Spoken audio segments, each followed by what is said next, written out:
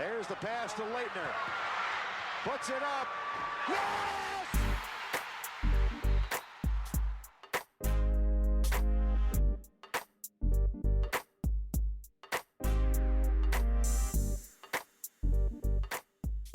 Hello, everyone. Welcome to the Cameron Chronicles. I'm your host, Ranjan, Jindal, here with my co-host, Caleb Dudley. Caleb, how are you doing today? I'm good. How are you? Doing great. We have two very special guests who had a great time this weekend over in Brooklyn, New York, I'm assuming. Yeah, absolutely. Sophie, Levenson, and Mackenzie, Sheehy, two of our basketball beats, were over in Brooklyn to cover the first two rounds of the NCAA tournament. Welcome, guys. Thank you so much for coming. Thank you for having us. Yeah, of course. Caleb was also not at Duke. You were over in Columbus, Ohio for the first two rounds of the women's tournament. How was Ohio? It was good, man. Yeah. Obviously, we'll get to it, but obviously a good result all Yeah. around. I heard you went to the zoo. I did go to the zoo, Columbus Zoo. Shout out. Awesome. Yeah. So I was over here holding the fort down in Durham, but yeah, we'll get to both those tournaments because Duke has two teams in the Sweet 16, which is incredible. But for the men's side, just a quick recap in case you're We're not doing following. something else this weekend. Yeah. Duke beat Vermont 64-47 in the first round and beat James Madison 93-55 in the round of 32 to advance to the Sweet 16 in Dallas, where they will take on Houston. And then the women's team beat Richmond and Ohio State. And we just got confirmation for sure that they will be playing UConn in the Sweet 16 over in Portland. So that'll be super fun. But let's start off with the men's first two rounds, and we'll go game by game here. Mackenzie and Sophie, you can start out with this one. But from the Vermont game, what were some of y'all's biggest takeaways from why you think Duke came on top for that one? It was a relatively uneventful game, in my opinion. I thought the Catamounts played really well. They had decent offense. They were connecting on a good amount of field goals. I want to give you the right number. 20 of 52. There you go. And Duke's defense, I think, definitely was standout.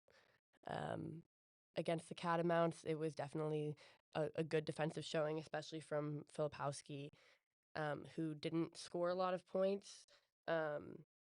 He scored 3 points, actually, which is, obviously severely below his average. But his defensive prowess was, incredibly clear. Almost all of the players commented on it when asked about Filipowski in the locker room afterwards. But in terms of Duke's offense, I didn't see anything spectacular. I think they won by the, margin that they did,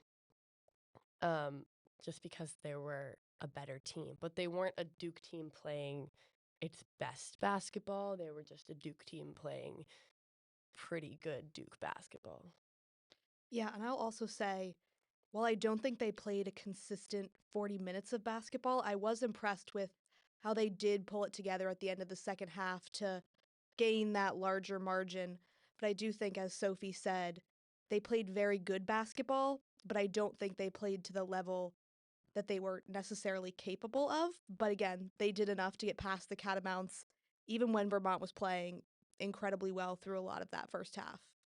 Yeah, it felt like the game was really slow. Like Vermont plays very slow, and I think Duke does generally too, but I think the Blue Devils did a good job kind of adjusting to that pace, but also playing to their own game. Obviously Vermont's a really good defensive team. And so Duke, 64 points, it's not crazy, but holding Vermont to 47 is really impressive, especially in a tournament setting. And Sophie, like you were saying, Filipowski played great, and the guards also had good defense. It seemed like it was just a solid effort all around, and even though it got close, it felt like the Blue Devils were pretty much always kind of in control of it. But yeah, good solid first round game. Caleb, what were your thoughts on that one? Yeah, kind of going back to what everyone said, I think Filipowski especially really impressed me in that game. Obviously, he was 0 for 1 from the field, but everywhere else he was spectacular. He was the 15th player ever in the tournament history to have 12 rebounds, 4 assists, 3 blocks, and 2 steals in a game. Wow. Along with Grant Hill, Justice Winslow, among many others. But I thought, Vermont seemed part of their plan was they were going to try to frustrate Filipowski by doubling him, bumping him after fouls, trying to get in his head, as he has at some point this year. But I think, he stayed composed. He kept finding his teammates. Obviously took advantage of Vermont being much smaller on the glass. So I thought we'll get to his next game against James Madison, but I thought Filipowski was great. And yeah, those 3 Filipowski points all came from free throws, and that's something that I think really stood out in this game. Duke went 20 for 29 from the charity stripe, which was impressive. It was like a fourth of their total points, roughly. So I was definitely it was good that they had locked down that aspect of the fundamentals. And Vermont was 2 of 6. So I just thought, no, that's really impressive. Free throw attempts are super important. So yeah, good points there. And then Duke 2 days later, completely different game, pace of play, and score, obviously. An absolute throttling of James Madison. Final was 93-55 behind a crazy outburst from Jared McCain. Really, all 3 guards quietly had very good games at the end when you look at this box score. The whole starting lineup, really. But I guess we'll do the same order and just talk about some takeaways from that one, because it was a really impressive performance from a team that had only lost 3 times all season prior. So a lot of people were thinking that maybe they could give Duke some trouble, but they didn't. What were y'all's thoughts on that game? Yeah, absolutely. I mean, after I saw that James Madison game against Wisconsin, especially in the first round, I definitely thought JMU could cause some problems for Duke. But I was not only incredibly impressed with McCain, which I will get to him in a second, but just that Duke came out ready to play. It seemed that Shire had them ready to go the minute the opening tip happened. They were on fire offensively, locked down defensively. And I think what has plagued this Duke team a lot is that they come out to a really slow start and often have to recover. And in this game, they were on the front foot from the get-go. And again, a lot of that had to do with Jared McCain just being completely lights out from 3. I mean, at the end of the day, he had 8 3-pointers, which now is the new program record for threes by any Duke player in an NCAA tournament game, in front of Blue Devil legend Quinn Cook, which obviously such a great achievement for him. But I think across the board, Duke was really ready on both ends of the floor, and we saw that with their lockdown defense, obviously, and then Proctor was hitting a lot of threes, and just they looked like a team that was playing together. They played a cohesive 40 minutes of basketball, and I think that's not something we see from them often, but when they do it and they execute, they look very good and they are very difficult to beat. Yeah, and I mean, you can't say enough about Jared McCain's performance on Sunday night, but what I think is really interesting is that if you were to subtract all of his 30 points, Duke still would have won the game. So it just really speaks to Mackenzie's point that this was an all-around performance. This was actually exactly what Mackenzie said in her sidebar that she wrote on Friday night, that if Duke wants to go far in this tournament, it needs to play 40 minutes of powerful basketball, and that's just exactly what happened on Sunday, and it was fun to watch. Yeah, I think going off of all that, we've seen Duke a lot of times this year kind of take their foot off the gas at certain points of the game. I know the end of first half especially, has been a tough spot for them, but I thought as soon as Terrence Edwards, who's JMU's best player and a great wing, had 2 fouls early, Duke really never let up after that and just kept the pedal to the metal. And I think they only had 6 turnovers the whole game. They played clean basketball. Tyrese Proctor was good. Jeremy Roach didn't sustain a really bad hand injury, which maybe is the biggest story from that game outside of McCain. I know it looked a little rough at first when he was on the bench. Looked to be in pretty bad pain, but seems to be okay. And then obviously one thing I guess is a little bit underrated is getting to play Sean Stewart 15 minutes and TJ Power 8 minutes in a second round game and kind of give them some more development in the tournament in case they have to come in the later rounds. And Spencer Hobart. Yeah, 2 games in a row for Hobart. Yeah, and every single healthy player on the roster, except for Neil Begovic, scored at least 1 point. Even Jalen Blakes, who had to come off after he hit his head, yeah, it looked awful, but he seemed to be okay afterwards. Yeah, no, definitely hope both Jalen and Jeremy are okay, but it seems like, cross our fingers, that both are. Yeah, I think coming into this game, the 2 things, like stats, that I was going to be worried about for James Madison are turnovers, like you mentioned, and 3-point percentage, because I was looking at their numbers and like they were one of the best 3-point defending teams in the country, and Duke goes in and shoots 14 of 28 from deep. And then also JMU like turns teams over. They're very long. And I think Duke did a good job. Duke's guards possessing the ball and, taking care of it with those only 6 turnovers. So that was really solid, and that needs to stay the case against Houston. We'll talk about it in a second, who's also a fantastic defensive team. But Yeah, that Sweet 16 will be in Dallas. I'll be taking the trip down there this weekend. So, yeah, that'll be super fun. But quickly moving on to the women's side of things, Caleb, I know you were there. We can talk about this a little bit. Duke went up to Columbus, like I said, and defeated Richmond and Ohio State, who is has former Duke player, Duke superstar Celeste Taylor, and really just after a bad start, came back and dominated the second half. What were your thoughts on that game and that performance? Yeah, and I think we saw it in both games really, but Duke had stretches in the first quarter where they were playing really bad basketball. Duke went, I think it was like 12 minutes without scoring a basket in the game against Ohio State, which obviously is not ideal. But I think you've seen in both games, Regan Richardson has just been on fire. Um, she's looked like by far the best player on the team and maybe one of the best guards in the tournament so far. She had 28 against Ohio State, matched her season high. Um, and down the stretch, they just kept feeding her and weren't really shy about it. Every play they ran from out of bounds was to her, and she just kept knocking them down. She was 3 for 3 from three, 11 for 18 from the field. Had 7 rebounds in both games. So I think, Ohio State is famous for, or notorious for running that press they've been employing all year and kind of locking teams up. And Duke had some trouble with it at first. They obviously have some young guards with Alucia Kanawa and Tina Mir, but they found a way to break it down the stretch and really impressive win for Duke there. Yeah, that was just an incredible performance. This team's never out of it. I mean, like throughout the season, they've started out slow a number of times, but it doesn't matter. They're never out of it, and Coach Lawson has done a great job preparing this group, especially being how young and experienced they are. I think they've just really gelled together, and I was impressed with like even when the offense, like obviously they didn't make a lot of field goals there in the first half, but they continued to go to the line and attack the basket. Especially Tina Mayer, she was only like, let's see, 1 for 9 from the field, yeah, but had 8 free throws. She has struggled a little bit from the, or I guess a lot from the field the past couple of games, but she's still been an anchor in the offense, being aggressive. And Duke was 24 for 29 from the line, so that was super key in that game, and really dominated the boards as well. Kennedy Brown and Jaden Donovan did a great job in there as well. But yeah, the team's moving on, going to the Sweet 16 against UConn, which will be definitely a difficult matchup, playing one of, if not one of the best players in the country, and Paige Beckers. So obviously they're a well-coached group, but anything can happen, and this team has shown that they can definitely prepare and show up for the occasion and lock down some of the best players in the country. So that'll be fun. And just on the mental side, to do what they did against Ohio State on the Buckeyes' home court, I think is special. It's also important. Facing a former teammate in Celeste Taylor and then having her foul out, it just must have been a really crazy night for the women's team. Yeah, definitely. So let's talk about.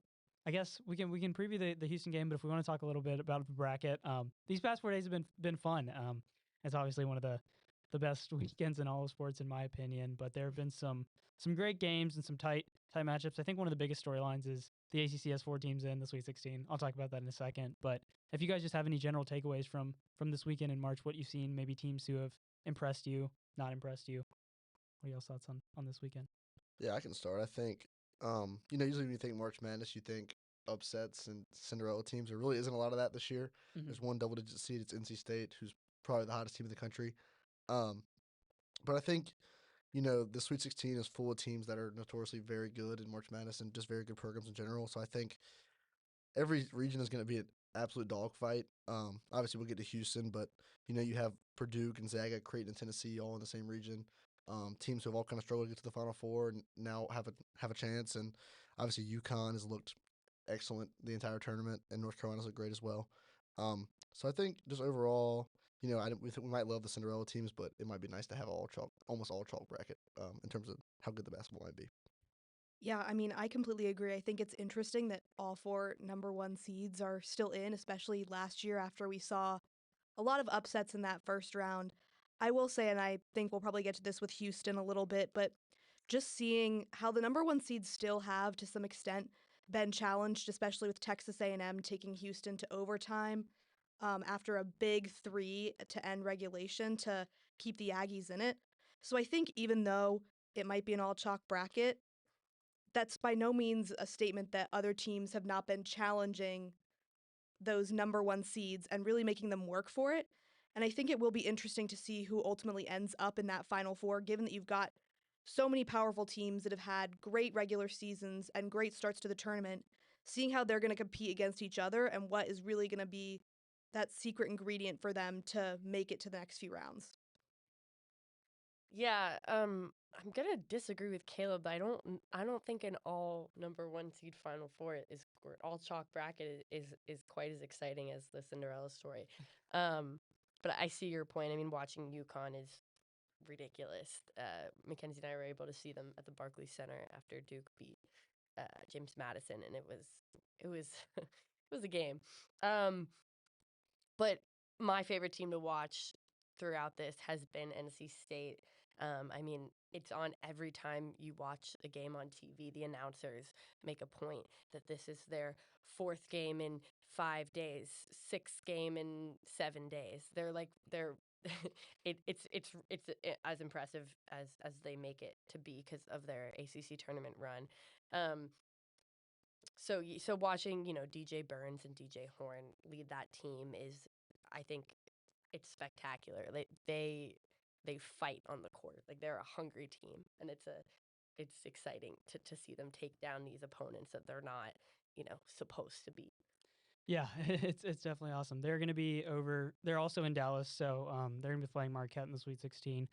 I don't know if they're going to be able to beat Marquette, but you know what? I'm not going to doubt NC State. We'll see what happens. I mentioned the 4 ACC teams, most of any conference, really by far. But I think obviously Duke's playing well. North Carolina has gotten through. They kind of had a challenge with Michigan State in the first half, but it's looked really good. Think they can definitely come out of the West region. Yeah, the West region. And NC State, and then Clemson, the 6th seed. So Clemson and NC State are the lowest 2 seeds, which are interesting still in the tournament, both from the ACC. They defeated New Mexico and Baylor, have looked really good on the defensive end in both games, and obviously have a tough challenge with Arizona coming up. But Clemson has beaten both North Carolina and Alabama on the other side. So, anything could happen. We could have maybe four ACC teams in the Elite Eight. We shall see. But obviously got a long way to go. And you guys were saying about the 1 seeds. I mean, UConn looks like the best team. I think they just have a tougher path than some teams, but they're so dominant right now. Purdue looked really good also against Utah State. I think they're going to be really challenged with Gonzaga, and that's going to be a tough game for them. But if they can get out of that, I think they're also kind of on a mission after last year. So we'll see about that. But definitely a fun weekend ahead. So that'll be super fun. And then lastly, we'll talk a little bit about the Duke Houston game. So that is Friday night at it's 9:30, but it's going to be after the NC State game, 30 minutes after the conclusion of that. So whenever that shades up, Houston is obviously a really good team, really defensive-minded group that is, that's tough on both ends of the floor, is going to make you work for it. Duke's going to have to play tough and physical to win. Caleb, I guess I'll start with you. What do you think are some keys for Duke to defeat the Cougars and move on to the Elite Eight? Yeah, I think obviously it goes without saying that Houston might be the best defense in the country, and Duke's gonna be playing in their home state in the Sweet 16. And Houston's kind of been on a mission all year. They joined the Big 12 for the first time, and they kind of steamrolled. Obviously, we always talk about guard play wins in March, and Jamal Shed is one of, if not the best guard in the country. Had a good night against Texas A&M, 21 points, 10 assists. So I think for Duke, it's going to be a different kind of game as they had the first 2 games. I think Houston has the size to play with Flip down low. And obviously their guards, Cryer, Sharp, and Shed will be a good matchup with McCain, Roach, and Proctor. But I think we saw in Texas A&M game, they had 4 guys foul out in that game. I know it went to overtime, but A&M shot 45 free throws. So I think if Duke can find a way to just keep driving to the basket and either drive and kick or just draw fouls, they have a decent chance of staying in the game. Yeah, absolutely. And I mean, we saw it in the James Madison game. And again, I don't think that the Dukes are necessarily the same caliber of opponent that Houston is, but Duke came out and they came out ready to play. And I think they're going to have to do the same thing against Houston. And they are going to have to get all 5 people on the court involved. It can't just be the Filipowski show or the McCain show. It's going to have to take all of them. And again, Houston's a great defensive team, and I think Duke has shown that it can be a great defensive team, and they're going to have to really showcase that against Houston because Houston has weapons all over the floor, and they're going to use them, and they're going to look to exploit Duke in whatever way they can. So I think if Duke continues to show that it can be locked down defensively and get everyone involved on offense, it can definitely be a great game. But I think regardless, it's going to be a really close one. Cool. Yeah, Nick, I how would you think assess the the first few bigger, practices? more What's the physical work been like? teams I thought it's a been little bit of a amazing. Blue There's been a lot Devil of Achilles competition, heel. a lot of So one-on-one it's gonna be drills a that, tough matchup. that like On the isolate other people hand, and show I think who the true there are a competitors lot are, of people on and the really good roster teamwork. who You know, remember all too in well the what it team felt like drills, to lose and to a bigger, I thought it's been more incredible physical so far. team What do you guys last want to year accomplish in this the, spring? What's the main round thing? 32. I think we and need so I to imagine establish that, our you know, identity, they're doing their particularly best to on prepare defense, to play as being Houston. an incredibly aggressive unit. I think that's going to be our strong suit. Yeah, That's been capitalizing emphasized by the on- coaching staff, on free throws and is I think gonna we're be gonna really we're gonna important. attack that. And like Mackenzie said, How's it been delivering with new coaches on your side, Coach all of them Patke? have to How's show up. It's been I great. think Coach if they Patke's play amazing. like they did on Sunday He's a night, great they have coach. a very, very good You chance. can tell that Coach Diaz and Not Coach in Patke any have had means a strong blowout, but I think they relationship, have a and really good shot. he's But it very does have to come knowledgeable about the defense, you know, and so it's been a great transition. What about the other side facing that offense with Coach Brewer's offense and Malik Murphy? Yeah, some new it's players there. dynamic. It's Yeah, I think fast also paced. another challenge is Malik obviously Murphy is playing Houston and Dallas. he's definitely slinging the ball around, and it's been fun to go against that offense. offense. What's it like being a leader in your but I position mean, group this you year know, after like, it's being one of March the younger season's guys the gonna past be couple Yeah, years? it's been nice. Regardless, I've but I definitely think again, like turnovers had are the gonna be a opportunity big thing. Like, to this backcourt develop over the past few games played really well, my and leadership on paper skills, it's one of the best in the country. being But like a new leader. At the end of on that team, regular and season, there it's was been good. a little bit of iffiness, Yeah, especially last in year late there game was such a execution, like a strong against leadership Mackenzie group State, with Dwayne North Carter and Carolina, Jamie on. There's and a little bit of a and at void Wake now, but I Forest think it's even, being there was some filled kind of every day. We uncharacteristic go to turnovers at the practice. end. It's Can't being turn the ball filled more over and more. against So it's Houston. been good. You got to be able to do that. people that are stepping Crash up the in that crash the glass. VJ, Wes and Williams. if Duke can do that, is I think great. they can win. I think this I mean, Houston there are a team lot of is guys. good on It's more defense, but of a can be collective vulnerable on offense if they're not effort firing on now, all cylinders. as So I opposed to think last it's year. Like definitely a Dwayne winnable was game, incredible but you gotta last do year, those games, and rebound, he was very vocal, so and we'll see. but And I it seems think like your the home leadership court is advantage more that dispersed now, which Houston's I gonna think is have, good. But I'm sure the one strength, people will eventually step the up one and strength the fill Blue that Devils leadership role. sort of have to arm them for that. I guess it helps when is Wes that Williams in has some passion. Yeah, exactly. there would be That was nice. 4 sets of fans, right? And 3 of the 4 would root against Duke. And in a presser after the first game, Shire talked about how everyone hates Duke, so it's always everyone against Duke. TJ Power said the same thing. They had to go into that game and be aware that the Northwestern fans and the UConn fans are going to be rooting for James Madison and against Duke for a number of reasons. But I would think that being in that environment has prepared them at least a little bit for being in a very hostile environment coming up next weekend. Yeah, for sure. All right, so lastly, we'll just do some second weekend Final Four picks, I guess, and we can compare to our original bracket and see how we're doing there. But all of our champions are still alive, which is good, that I know. But we can start with you, Mackenzie. Who is your new Final Four, and compare it to your old one? Yeah, absolutely. So in my original Final Four, I had Iowa State there. I had Michigan State there. I think I thought they were going to upset UNC, but they didn't. And then I have Houston against Purdue as well, coming out of the South and Midwest. I think I'm going to stick with Houston and Purdue and keep Iowa State as well. I think they can go off against UConn, and that will be a great matchup. But I do think that Arizona is now going to be my pick for that 4th spot in the Final Four. I do sadly think that they are going to beat Clemson, even though I know that's close to Ranjan's heart.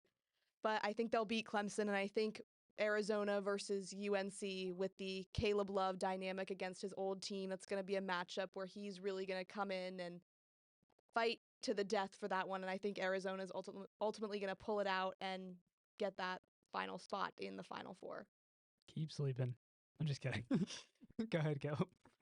Yeah, I think originally I had Iowa State and Creighton both making it. I'll stick with those. I think Creighton's look really good. They outlasted Oregon in a crazy game in the round of 32. They have guys that can just shoot it all over the floor. Baylor Shireman, Ryan Kalkbrenner, Trey Alexander are all great. Originally I had Baylor and Kentucky, so obviously going to have to change those ones. I think I'm going to go with North Carolina out of the West for the opposite region Mackenzie just said. I think Caleb Love might go in there and shoot over 35, trying to outduel his old team. And then out of Duke's region, I think I'll go with Houston. They've been one of the best teams all year. I don't see them having that stopping anytime soon. I think Jamal Shed is maybe the best guard in the country, and I think that matchup maybe with Marquette in the Elite Eight would be one of the best guard matchups we've seen in a long time between Tyler Kolek and Jamal Sheds. But I think Houston can come out on top. Yeah, so my original Final Four were San Diego, Houston, Kansas, and North Carolina. And then I had Houston and North Carolina in the finals with Houston winning it all. Um, I'm gonna change it up. I see UConn in the Final Four. I originally didn't have UConn in the Final Four because I had Stetson beating them because, you know, one can hope. But yeah, I think I don't see a team in the East region beating UConn the way they've been playing. In the West, I still see North Carolina. I think the North Carolina Arizona matchup, assuming Arizona beats Clemson, which you never know, the Tigers could put up a game. But I think that matchup between Caleb Love and his old team would be really, really fun to watch, and I'm in Caleb's camp with that. I think that UNC is the stronger team, in a lot of ways. They're probably a little more angry too. Yeah. There's a bigger stake against Caleb Love. And then in the Midwest, I don't love a team. I had Kansas going. I'm gonna say Gonzaga for no particular reason. And in the South, call me crazy, I see Duke. I think if they can play like they did on Sunday night, they could pull it off against Houston, and then see NC State again in the Elite Eight, which would be a really exciting matchup as, local rivals, ACC teams. I think that would be a great game to watch. But I can see Duke making a Final Four run if they play their best basketball this coming weekend. Yeah, for sure. So for me I'll start with the Midwest. I have Purdue. I'm in the Final Four and winning. So I'm gonna stick with that. And then, but I do think that, like I said earlier, they're gonna have a really tough challenge against Gonzaga. That's gonna be a great game. In the Midwest, I have North Carolina. I'm gonna stick with them. I think they're playing really good defensively and just kind of well rounded. And I think they have the makings of a Final Four team. And then in the East region, sorry, I forgot for a moment, I had Auburn, which is obviously they fell to Yale. I thought they could have been, one of the teams that could have competed with UConn, but the way UConn's playing, I think they make it to the Final Four. And then in the South, I had a Duke Marquette Elite Eight, and then Marquette going to the Final Four. I just kind of, there's the top seeds in that region I didn't fully, believe in, but I picked Marquette just because kind of out of a gamble of Tyler Kolek's health, but he's been playing really well. And doesn't seem to be limited too much, I guess, by the oblique. So we'll see. But I definitely think Duke or Houston could definitely make it to the Final Four, the way that they've been playing this tournament. So it should be definitely an interesting region and maybe a very, very chalky Final Four. But yeah. All right. Well, thank you guys so much for coming on the podcast. This has been great. Thank you for having us. Thanks It was so really much fun. for having us. Yeah, of course. All you guys at home, be sure to check out our content at dukechronicle.com. All three of these guys have done amazing stuff over this past weekend, and their content is all up there. And then we'll obviously be having a lot of preview stuff for these games this weekend, and then obviously articles for the games both in the men's tournament in Dallas and the women's tournament in Portland. So definitely check that stuff out. Should be super fun. Hope you guys enjoy watching the Sweet 16 and Elite 8. It's going to be a great weekend of basketball. For Caleb Dudley, I'm Ranjan Jindal. This has been the Cameron Chronicles.